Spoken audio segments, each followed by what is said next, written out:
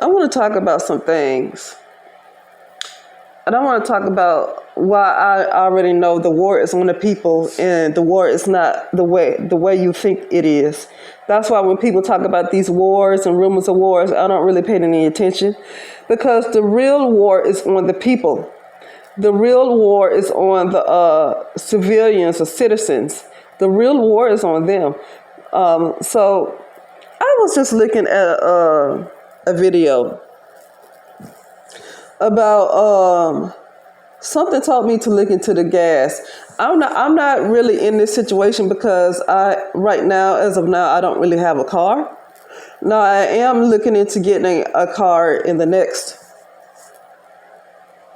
I am looking into getting a car like in the next maybe few weeks or so. But I don't have a car right now, and I'm kind of glad, but not really. And here's what I'm going to say about that. With these high gas prices, the gas is watered down. I just happened to look at somebody's upload, and he was talking about how he's like, why can't you smell the gas at the gas stations anymore? And I said, that is so true because I still am passing by a lot of gas stations and I do not smell the gas like I used to. And then this guy that uploaded this video said that he has a girlfriend that works at a gas station, and she's saying that she is noticing more gas is being used than before. Like they're running out of gas quicker than they used to. Because it's not really any real gas at the pumps anymore. It's a lot of water. Or somebody said ethanol or something. And so they can put a bunch of gas in their car. They can think they put in 2 gallons in their car and then the needle don't move. Somebody said that too. So it seems like right now having a car is kind of a hassle, even though it still can come in handy. It's a hassle. And then it makes me wonder, is that going to mess up people's cars? Is this watered down gas being set up to cause people's engines and transmissions and all of this other stuff to just fail in their car to the point where a lot of people are just not going to have a car to drive, and they're not going to have a choice but to find a way to afford an electric car? Okay. And it gets me onto this, is that this is seriously a spiritual battle. And I know a lot of people, when I talk to relatives or whatever, they keep saying it's a spiritual battle, but they're not necessarily doing anything about it either. They can say all day long, this is a spiritual battle, but they're not doing anything about it. Okay, they're not doing anything about it. They're just letting things happen. And when I say do something about it, the only thing you can really do about it is to work on yourself. So I'm not even saying throwing some magic at somebody else that you think is outside of you, like the government or whoever. I'm not even saying that. For me to do anything about it is to really work on yourself and work on knowledge of self as much as possible. Because when you really understand yourself, then you are more than prepared for anything they want to throw at you, and you don't always have to keep going out and buying stuff. So that's what I mean by that. Excuse me. That's what I mean by that. You know, because the people who is ruling the system, they don't really want people to be free like that. They was talking. I was looking at like a 4-minute video, and they was talking about how people who have come out with ways to put fuel in the car to what is it called, a fuel-free gas tank? I guess that's what it was called, fuel-free gas tank. I think this was a guy who made a deal with the Pentagon. These people fooled him. He was all over the newspapers and stuff. Okay. He had made a deal with I think, Pentagon in 1996, and then the next day he died. And I saw where his brother was beside him as he was dying, and then his dying words was like, "Oh, they poisoned me." That's what he told his brother. They poisoned me. The day after he made a deal with the Pentagon, he died. A white guy. He died. And his brother said his last words was, "They poisoned me. They poisoned me." It was a lady, I think her name was Dr. Ruth Brown. This was this was decades ago, okay? Tried to come up with some kind of medical breakthrough where all diseases can be cured without the use of drugs. Okay, well, we know what happened to Dr. Sebi, don't we? Okay, but Dr. Sebi ain't the only person that happened to. He was just well known. Most people like him, what you would call medicine men and medicine women, herbalists. Many of them always go missing. So Dr. Sebi is not necessarily the first person that happened to. He just had a name that everybody knew about.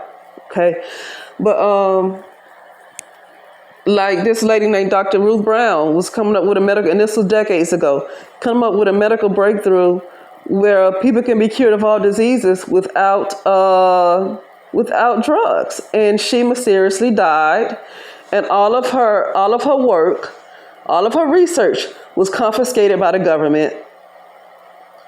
Of course, we know about Nikola Tesla. All of his research was confiscated. We know about that. Because Nikola Tesla was talking about that free energy, right?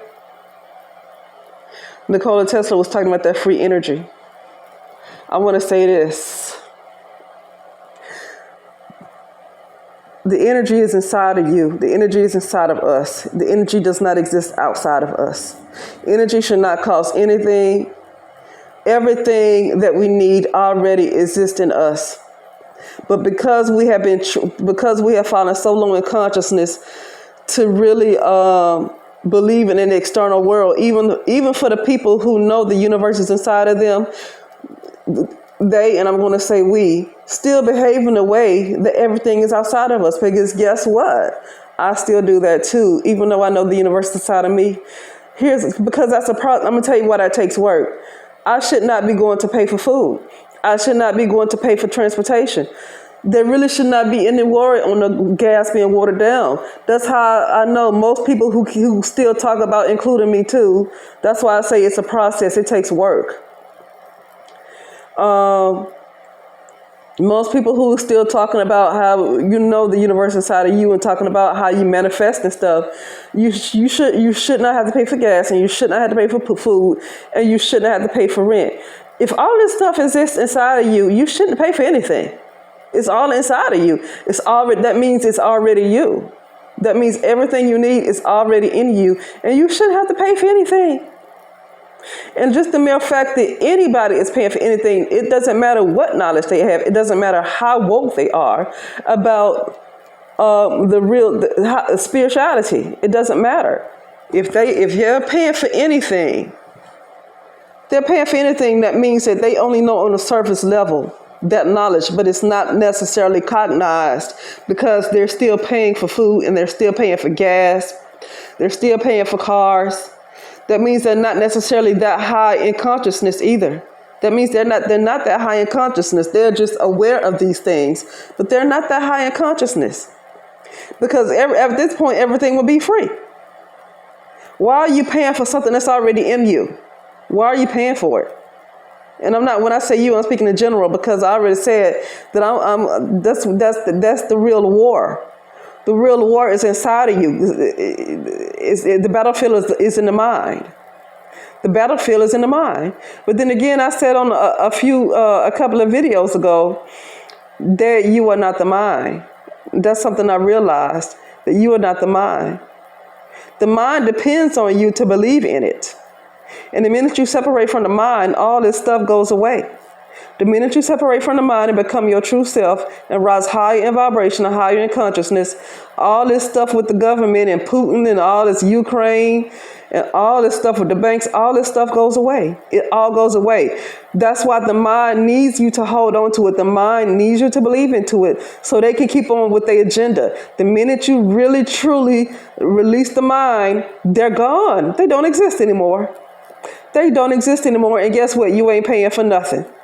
You don't have to pay for nothing no more. It's no more bills.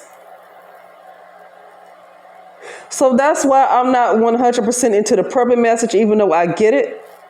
But another reason I'm not 100% into the prepping message, because I'm one of those people that I've had to move from one place to the other in the last 5 years, right? And because of that experience, I'm not into prepping and putting a bunch of stuff in a house like that, not really knowing if you're going to be able to stay in that house in the next 2 years. So I'm into prepping only enough to maybe last.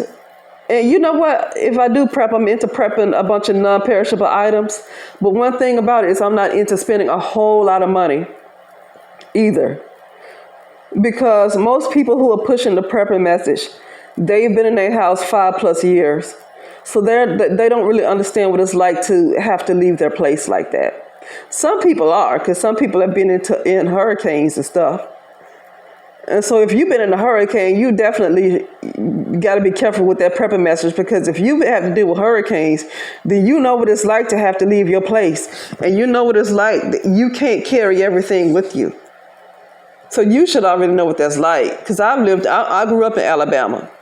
And when you have that kind of weather like that, and this weather right now is being modified too, the way they modifying this weather and they making it worse, more than likely you're going to have to leave your house in order to be safe. And you can't carry all this stuff that you prepped on. You can't carry it with you. And then there's no guarantees that house is going to be there when you come back. That's why I'm not 100% into the prepping message. That's why I say it's nothing wrong with having good old common sense. But I'm not 100% into that message. I'm 100% into preparing spiritually more than anything. Because the battlefield is really on the mind. The battlefield is in the mind. But the mind don't belong to you. The mind is an illusion. But we're being tricked to really believe that the mind is us when it's not. That's why so many people are MK Ultra, and it's so easy for some people to go under mind control, because the mind don't belong to folks no way. They think it does, but it doesn't. The mind is not us. Okay? The mind is not us. With that being said, I'm about to go, and I will talk later.